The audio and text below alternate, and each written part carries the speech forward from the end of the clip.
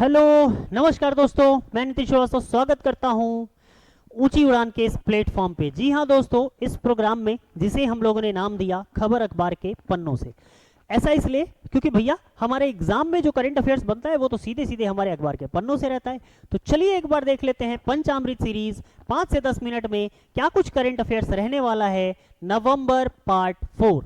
जी हां, आप इस सेशन को हमारे साथ किसी भी एग्जाम से, भैया आजकल जितना भी एग्जाम हो रहा है सारे जगह पर करंट अफेयर्स आ रहा है, और बिहार बीपीएससी की अगर बात करें तो उसमें 8 नंबर का सीधा सीधा करंट अफेयर्स होता है 40 नंबर के जीएस पेपर में। तो उम्मीद करते हैं कि ये सेशन वहां भी बहुत काम आएगा। बीपीएससी के कैंडिडेट्स हैं तो भैया आप चाहिए ही, और अगर बैंकिंग के कैंडिडेट हैं तो बिल्कुल आपके लिए तो ना का ऑप्शन ही नहीं है भाई। मेंस में एक पेपर ही है सीधे सीधे करंट अफेयर्स का, राइट। तो सेशन में बने रहेंगे। क्या कुछ रहने वाली है हमारी पहली खबर, ये हमारे सामने। जी हां, पहली जो सुखद समाचार निकल करके आई है वो ये मिली है कि हमारे प्रधानमंत्री मोदी जी को नाइजीरिया का सर्वोच्च पुरस्कार मिला है। जी हां, नाइजीरिया का सर्वोच्च पुरस्कार मिला है। तो भाई साहब, कौन सा पुरस्कार है हम कहेंगे, अच्छा इस पर चर्चा की जाएगी। फिलहाल ये जान लीजिए कि ये जो पुरस्कार मिला है ये आज से 55 साल पहले महारानी एलिजाबेथ को भी मिला था। ठीक है जी, बोले बहुत अच्छा।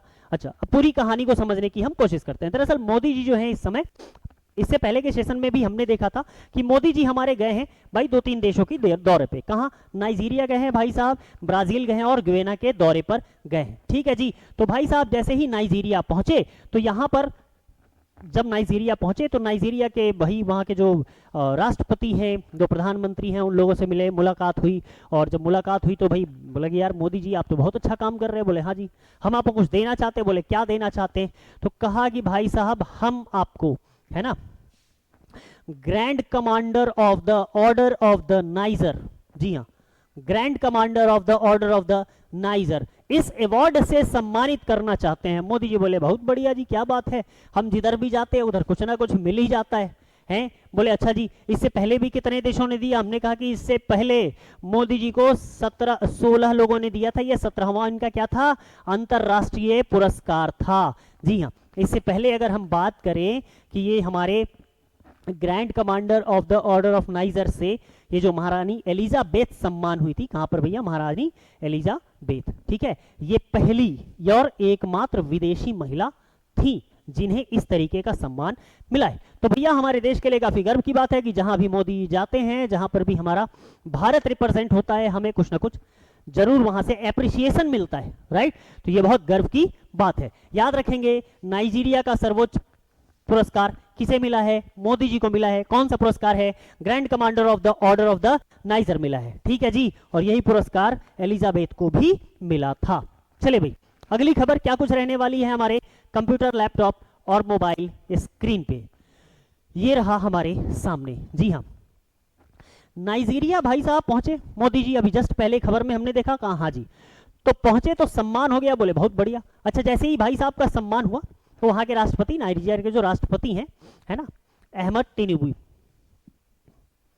बोला अहमद टिनुबू, ठीक है जी, तो इन्हीं के निमंत्रण पर वहां पहुंचे थे। और जब निमंत्रण पर पहुंचे तो भाई साहब ये 17 साल के बाद यात्रा कर रहे हैं, 17 साल के बाद। और जब यहां पर यात्रा किए तो यहां पर एक शहर है जिसे कहते हैं अबूजा। अबूजा, है ना, इस शहर के बारे में, शहर की चाबी, मतलब चाबी, वो मोदी जी को दी जाती है प्रमाणिक तौर पे। भैया हम आपका सम्मान इतना करते हैं। ठीक है जी। तो नाइजीरिया से संबंधित 2 चीज याद रखना है। क्या? नाइजीरिया का सबसे बड़ा पुरस्कार, सर्वोच्च सम्मान पुरस्कार, और दूसरा अबूजा शहर की चाबी। वो कौन सी चाबी है, किस शहर की? याद रखेंगे अबूजा। हो सकता है एग्जाम में अलग अलग डाटा पूछ ले, अबूजा शहर का संबंध किस देश से है, क्या हो सकता है वो पूछ ले। भाई साहब इसकी चाबी किसको दी गई है ना, क्या पता ऑप्शन में 4-5 नाम आ जाए। तो याद रखना है किसे दी गई है, मोदी जी को। चलिए भाई, अगली खबर क्या कुछ रहने वाली है, ये रहा हमारे कंप्यूटर, लैपटॉप और मोबाइल स्क्रीन पे। जी हाँ, सरना कोड। सरना कोड क्या है? सरना कोड जानेंगे। दरअसल सरना धर्म को मान्यता देने की मांग की गई है। किस चीज की मांग की गई है? सरना धर्म की। तो सबसे पहले तो समझ लेते हैं कि भाई साहब ये सरना धर्म है क्या। ठीक है जी। तो झारखंड के जो आदिवासी लोग हैं, इन लोगों ने क्या किया है, ये लोग कहते हैं कि भाई हमारा जो धर्म है उस धर्म का नाम है सरना धर्म, इस धर्म का नाम है सरना धर्म, है ना। तो भाई साहब जब जनगणना वाले आते हैं तो पूछते हैं कि भाई साहब कौन सा धर्म है आपका, और जनगणना के जो कॉलम होती है उसमें कुल मिला के छह धर्म का ही जिक्र किया जाता है। जी हाँ, पहला धर्म हिंदू, मुस्लिम, सिख,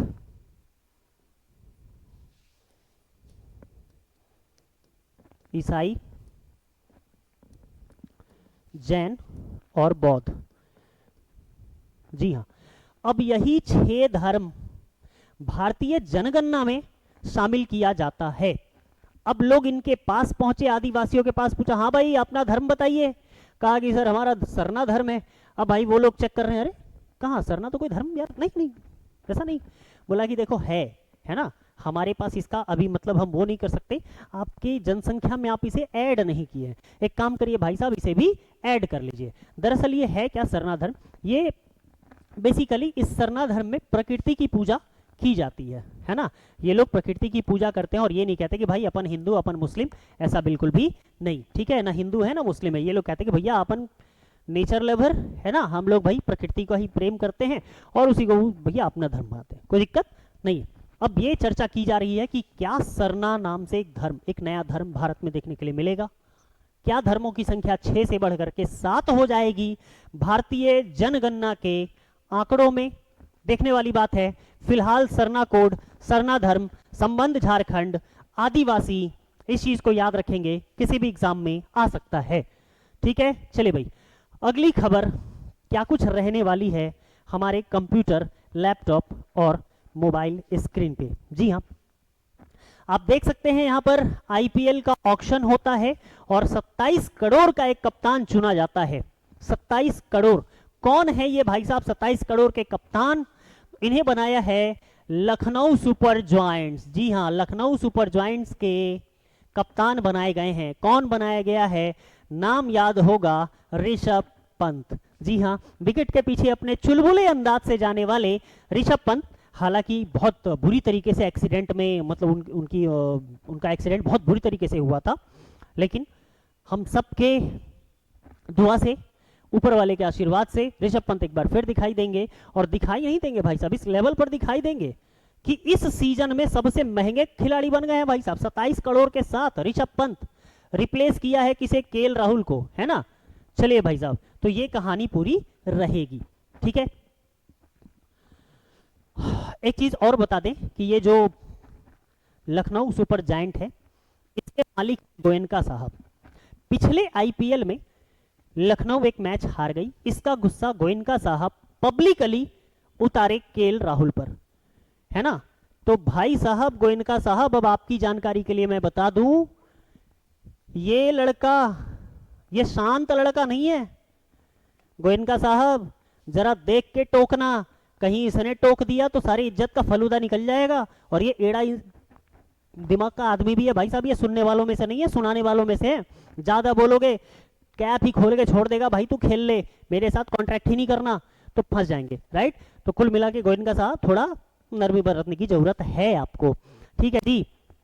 तो ये सारे सवाल हमारे सामने। एक सवाल और क्या रह गया भैया? कहीं पर किसी के घर में बहुत खुशी हुई और कहीं पर कोई अनसोल्ड रह गया, कोई नहीं बिका।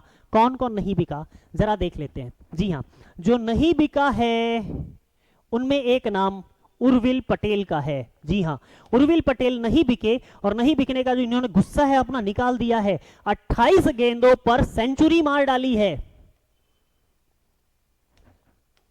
तुमने हमें नहीं खरीदा, बदला लेके रहेंगे। 28 गेंदों पर सेंचुरी मार दी भाई साहब, और ये सेंचुरी इन्होंने बनाई है ना। इससे पहले ये जो सेंचुरी है ये ऋषभ पंत के ही नाम पर अवेलेबल, किसके नाम पर थी? ऋषभ पंत के ही नाम पर थी। अगर हम ओडीआई की बात करें, ओडीआई में ये रिकॉर्ड है ना 27 गेंदों में 100 रन बनाने का है। किसके नाम पर है? जरा जल्दी से कमेंट बॉक्स में डालेंगे, है ना भाई। शाहिद अफरीदी का नाम, बहुत मार मारा था मैच में। खैर फिलहाल उर्विल पटेल की जानकारी हम लेते हैं। उर्विल पटेल का संबंध कहां से है भाई साहब? गुजरात के हैं और विकेट कीपर बल्लेबाज ये भी हैं भाई साहब। कहां खेल रहे थे? सैयद मुश्ताक अली ट्रॉफी खेल रहे थे, इसी में इन्होंने जम के मौज काटी है। ठीक है, तो कुल मिलाकर के भाई साहब का फ्यूचर शायद हमें लग रहा है कि बहुत अच्छा हो सकता है ना। अभी भी एक होता है ना मौका कि भाई जॉन सोल्ड रह गए, उन्हें भी वापस से एक मौका दिया जाता है। तो क्या पता यूरविल साहब को शायद ये मौका मिल जाए, भारत के लिए एक और बढ़िया मतलब वो देखने के लिए मिलेगा। चलिए भाई, इसी के साथ ये रहा हमारा सेशन। कैसा लगा सेशन में कमेंट में जरूर डालेंगे। बने रहेंगे। जय हिंद।